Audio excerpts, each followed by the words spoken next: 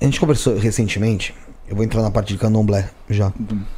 E eu vou, durante o programa, eu vou te fazer perguntas que vão parecer muito leigas, mas é de fato pra gente tentar entender e compreender, eu particularmente, como de fato funciona o candomblé.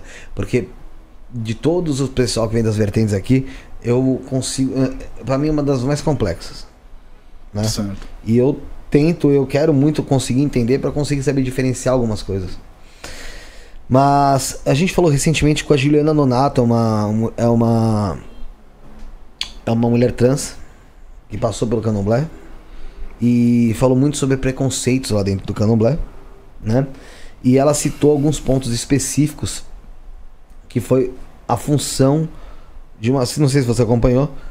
Acompanhou? Acompanhei. A função de uma pessoa trans dentro de um terreiro. Porque a pessoa trans, a mulher trans ali, ela tendo nascido com órgão e com todo o DNA masculino, né? Ela, quando se torna uma mulher trans, ela não pode ser uma Ogã, por exemplo, se ela não incorporar um Ogã. Mas ela também não pode ser Eked. E caso ela não incorpore, então ela ficaria sem função, praticamente, dentro do terreiro. Dentro das casas que você passou e dentro do que você observa hoje em dia onde você tá, você já viu algum caso desse acontecer? Como é que é tratado de fato a pessoa trans dentro do terreiro? Felipe, boa pergunta, uma pergunta bastante complicada, acho que isso vai pro corte, né? Ó, deixa nós, aqui a gente vai... E o corte de vocês são maravilhosos. O que acontece? Vamos do princípio, né? Dentro o candomblé, ele cultua a força da natureza, né? Então tudo que envolve a natureza, o princípio da vida, o princípio do mundo, nós trabalhamos com fogo, ar, né? Terra, né? E água, e com o ser humano não seria diferente, né? Acredito que seria a religião que mais acolhe no sentido de diversidade, né? Uhum. Uma pessoa, quando ela entra para o candomblé, ela traz contigo uma coisa que a gente chama de yará. Ela traz o seu corpo, né? E ela traz também contigo a sua alma, né? Que é o seu espírito, né? Então, como que nós encaramos isso, né? Antigamente, existe um mito que antigamente a pessoa que não rodasse de santo, né? Ela era Ogã ou era Eked, né? Hoje em dia, as pessoas têm essa orientação muito bem já consolidada, que não é porque uma pessoa não entra em transe, ela é Ogã ou ela é Eked, tá? Isso chama Oloye ou Adjoye. Mas ela não entra em transe? Se ela não é... Ela pode ser um Yaô, né? Um noviço, mas ela não entra em transe. Isso não quer dizer que ela seja Ogã ou que ela seja Eked. E quando a gente fala da transexualidade, é um fato muito delicado, porque dentro do clã eu falo porque é um grupo bem fechado, que tem o seu tratamento peculiar dos Ogãs. Existe sim, né, uma certa restrição, tá? Eu não vou mentir, sou muito claro e verdadeiro, sim, mais transparente do que essa garrafa d'água, né? Mas ela pode desempenhar sim. Você é mais transparente que a garrafa d'água? Sim. Então eu vou te mandar umas perguntas boas. Não, calma aí que tem coisas que a gente chama de Yaô, a gente chama segredo. Segredo. Obrigado. Então, o que acontece? Ela pode desempenhar outras funções dentro da roça de candomblé, né? E hoje em dia, esse assunto está muito latente, esse assunto está muito fresco, está muito à flor da pele dentro da roça de candomblé, de como tratar, né? A gente chama de tratar com respeito, independente do que a pessoa é. Porque dentro do candomblé a gente está para acolher, né? Dentro do candomblé a gente acolhe a pessoa que ela tem uma falha de conduta, a gente, de diversas, generalizando, tá? A gente acolhe pessoas de diversas raças, a gente acolhe pessoas de diversos sexos, né? Então, a primeira coisa que tem dentro do candomblé e dentro da premissa do candomblé é o respeito, tá?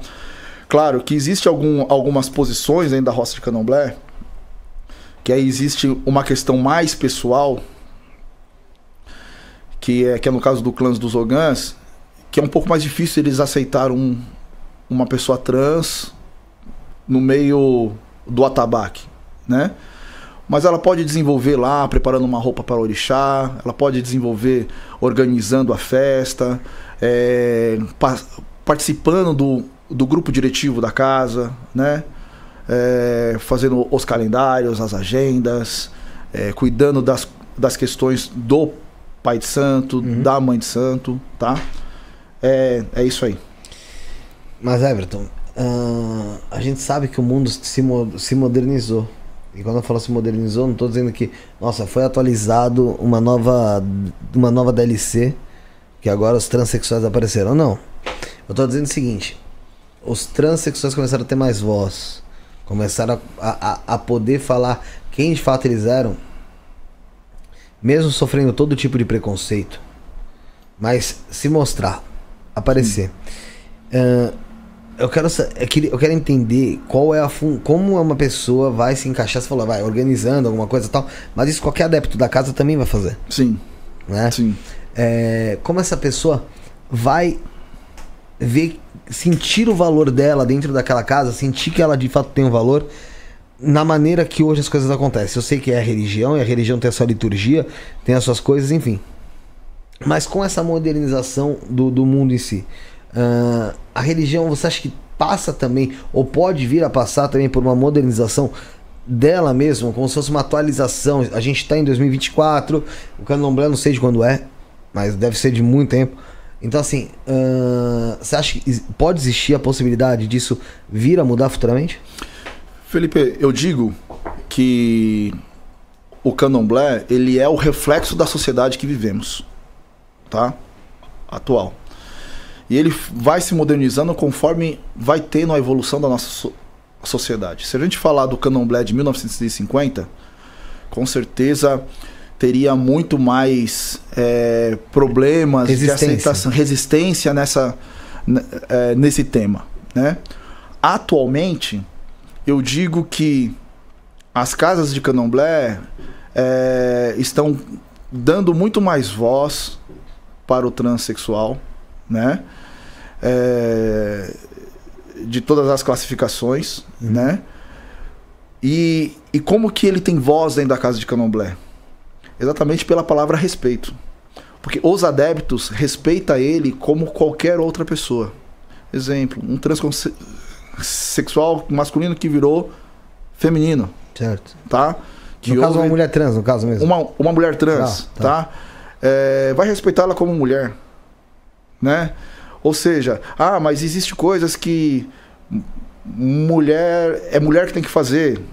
Essa consciência da sua genética, a pessoa ela vai ter, né? Mas o respeito dela dentro da casa de candomblé, todos os adeptos da casa de candomblé têm que ter esse respeito, porque lá é uma casa de acolhimento. É óbvio que pode ser onde ela passou, tal, mas ela disse que existia assim certos preconceitos. Sim. Eu queria entender como que lida dentro da casa, seria no caso o pai de santo, mas dentro de onde você conhece, de onde você passou, como lida com o preconceito? Porque o preconceito, por mais que seja uma religião de matriz africana, que, sofreu um baita de um preconceito, ainda sofre até hoje, mas mesmo assim, em alguns momentos, pelo que eu ouvi relato, tá? Vale a pena falar que eu nunca frequentei, nunca fui adepto de nenhuma casa dessa, então eu tô falando de relatos que eu ouvi, por isso tô aqui te perguntando. Existe muito preconceito, ainda assim, por mais que você cite, talvez seja a sua maneira de lidar, seja essa de respeito de fato, mas assim, a gente ouve falar muito realmente sobre preconceito. Tem muita gente, por exemplo, hoje eu postei agora a divulgação num dos grupos aqui, e o pessoal falou, eu sou do Candomblé, mas hoje em dia as coisas estão difíceis.